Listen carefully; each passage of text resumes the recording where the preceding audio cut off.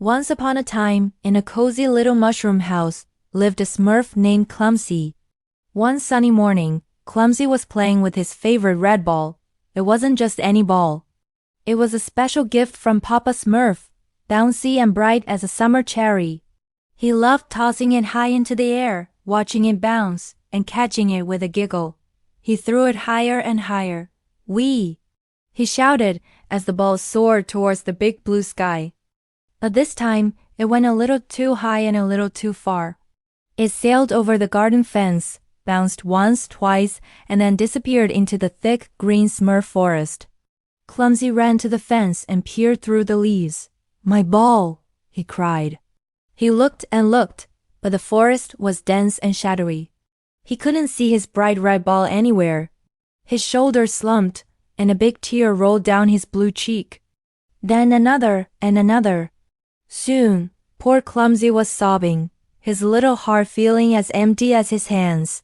Just then, Brainy Smurf, wearing his signature glasses and looking very important, walked by. "Goodness gracious, Clumsy, why all the waterworks? You'll flood the whole village," he said, adjusting his spectacles. My ball." Clumsy sniffled, pointing a trembling finger towards the forest. "It's gone, I lost it." Brainy pushed his glasses up his nose. "A lost ball is a problem, and every problem has a logical solution. According to my calculations, a spherical object of that mass, propelled at that velocity, would have landed approximately, well, somewhere in there. We must organize a search party immediately." Before Clumsy could even wipe his tears, Brainy was off, gathering the other Smurfs. He returned with Hefty Smurf, who was flexing his muscles, and Smurfette, who was carrying a basket of Smurf berries. "Don't you worry, Clumsy," said Hefty, patting him on the back a little too hard. "We'll find that ball." "No forest is too tough for Hefty Smurf." Smurfette gave Clumsy a warm, gentle smile. "And we're all here to help you," she said softly. "You're not alone." Clumsy looked at his friends, his tears starting to dry. He wasn't alone. They were here for him. He took a deep breath, feeling a little bit of hope bubble up inside him. The four friends ventured into the Smurf forest. Brainy led the way, holding a map he had quickly drawn from memory. "The trajectory indicates it would have landed near the Whispering Creek," he announced confidently. They walked past tall, whispering trees and over mossy stones. Hefty cleared the path, pushing aside big ferns and fallen branches with ease. "This way," he'd call out, making a path for the others. Smurfette kept a sharp eye out, her gaze scanning every bush and hollow. She noticed things the others might miss, the way a flower bent, or the rustle of leaves that wasn't just the wind. Clumsy, though still sad, felt his spirits lifting with every step his friends took beside him. He wasn't just looking for his ball anymore. He was on an adventure with his best pals. He started to look too, peering under mushroom caps and behind big rocks. They reached the Whispering Creek. The water gurgled and splashed as it flowed over smooth pebbles. It was beautiful, but there was still no sign of the red ball. Clumsy's face started to fall again. Maybe it's gone forever," he whispered, his voice trembling. "Nonsense," said Brainy. "My calculations are never wrong. Perhaps we just need a different perspective." He climbed onto a large rock to get a better view. "From this vantage point, I can survey a wider area." While Brainy was surveying, Hefty decided to check the creek itself. Maybe it rolled into the water, he declared, and without a second thought he waded into the cool stream, splashing around and looking under the banks. Smurfette, meanwhile, sat down next to Clumsy on the grassy bank. She offered him a Smurfberry from her basket. "Here," she said, "even if we don't find it, we'll get you a new one. The important thing is that we're all together."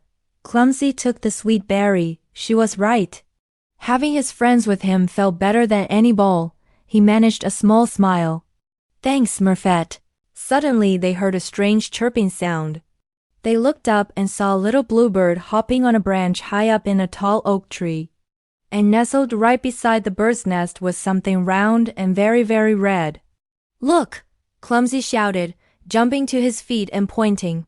My ball! It had bounced off a branch and landed perfectly in a nook of the tree. It was too high to reach.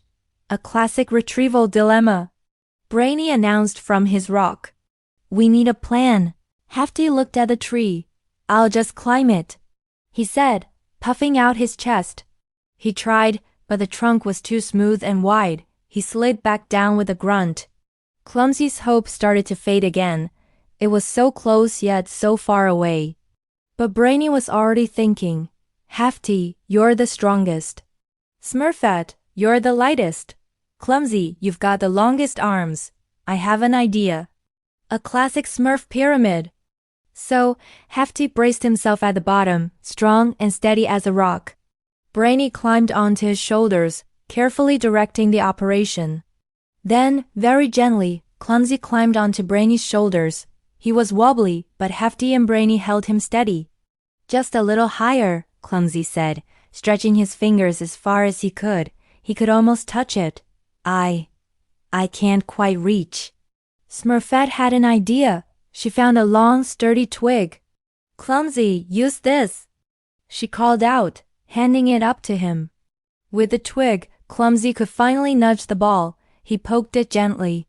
The ball rolled out of its spot, bounced off a lower branch, and fell right into Smurfette's waiting basket below. You did it! They all cheered. Clumsy carefully climbed down, and Smurfette handed him his precious red ball. He hugged it tightly. Oh, thank you, he exclaimed, his face beaming with pure joy. Thank you, everyone.